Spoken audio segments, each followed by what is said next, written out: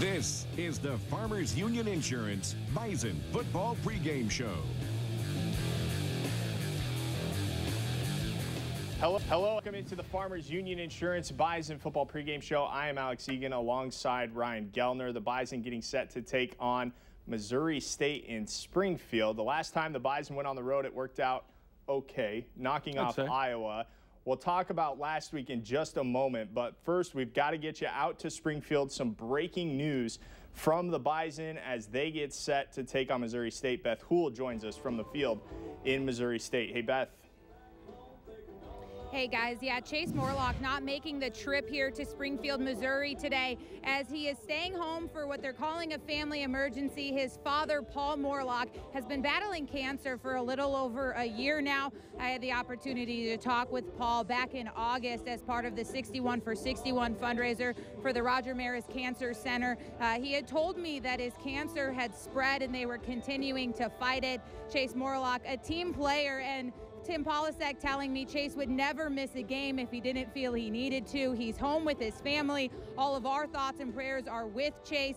As for the game plan, Tim Polasek saying they spent about an hour and a half revamping the play card last night as they prepare to take on this team with a limited fullback position. Coach Kleiman telling me today that it's the next man up for Bison football. All their thoughts are with Chase Morlock and the Bison looking to win one for the Morlock family tonight. All right, thank you very much, Beth. So tough news, obviously, coming from out of the Bison camp today. Did not make the trip to Chase Morlock. Beth, we echo her sentiments of all our thoughts and prayers are with the Morlock family as well as they go through this. And it's important that Chase and his family, who are more than likely watching, understand that not just the team, but all of Bison Nation, behind Chase, behind that family, and really rooting for Chase right now because this is way more than just football, and certainly understood why Chase would want to step away. And we're rooting for you, buddy. We are rooting for 2-5. We're rooting for the entire Morlock family. We hope that this has a great outcome. Chase will definitely be missed on the football field. That we've heard that we might see some tight ends go into that fullback spot. Chase was inserted as the fullback last week because of Brock Robbins' injury. Robbins got injured, and then we've got some other injury news where Chase would have been the guy at fullback, but you heard Beth say there they basically just reworked the entire play card, so that they can survive without Chase Morlock this week at Missouri State. We'll talk about more of that here in just a little bit, but let's go back to last week back at home. It was the Easton Stick Show in the win over Illinois State. And Easton, my goodness, the kid had a game. He goes 13 of 18 passes. He only passed the ball 18 times. 7 times in the second half did he pass the ball. He was agile. He was mobile. He was throwing the deep ball with perfection. In stride to R.J. Urzendowski. What a great game from the sophomore from Omaha. 24 unanswered points for the Bison. Lots of it because of this kid here. He finds Jensen. And what Chase does, that's Lance Dunn, not Jensen. The Jensen one is coming up. What he does is makes plays with his feet. When he needs to move, he moves. Like there, just extend the play. Go ahead and throw it. Find a wide open wide receiver. Yeah, he was so good last week, and he has been good for a long time now. 64% of his passes, 8 touchdowns on the season. Just 2 interceptions, and there he is getting coached up on the sideline. And Easton Stick, you forget he's only a sophomore. It's hard to believe. That's how well he played. I mean, these were his numbers against Illinois State. 13 of 18. He had 256 yards, and most of that was done in the first half. 3 touchdowns, that was all done in the first half. At halftime last week, you said, we're going to see a career day out of Easton Stick. And he missed pretty much by 1 yard. By 1 yard and 1 touchdown. The last time, the team that he threw with more touchdowns against in a single game was this Missouri State team last year. 15 of 20, 189 yards, and 4 touchdowns last year against Missouri State. And, oh, by the way, he gets to play them again today. That was his 5th career start. Okay, let's take a look real quick at the standings in the Missouri Valley Football Conference. Not bad. 1-0 North Dakota State, the only undefeated team in the conference in terms of overall record. It's a convoluted mess right now. Any surprises there as you well, I think Missouri State trying to figure out what they have right there. You'd expect Youngstown, Northern Iowa, and South Dakota State. It is Missouri State, the team everybody's trying to figure out. We'll learn a lot more today. All right, so we've got ourselves a fun show today. The Bison on the road at Missouri State. It's going to be an interesting one. Again, just if you're just joining us, no Chase Morlock today. He is dealing with a family emergency. We wish him the best. We have so much more to get to throughout the show. We'll check in with some former Bison. We'll walk back in time with a former Bison, Zach Braw, joining us on the show today. And we'll get to know Pierre G. Tucker, who's got an awesome story off the field. That's all to come right here on the Farmers Union Insurance Bison Football Pregame Show.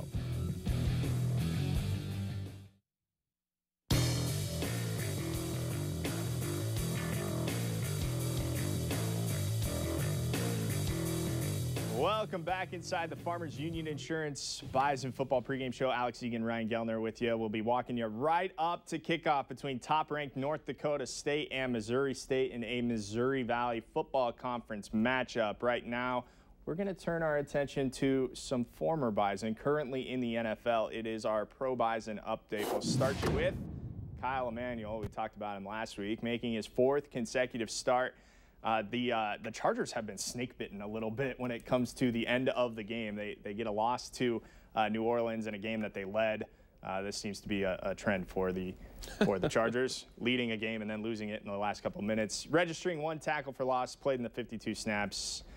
Good to see Kyle doing well. He played 55% of the Chargers' defensive snaps. That's good for a linebacker.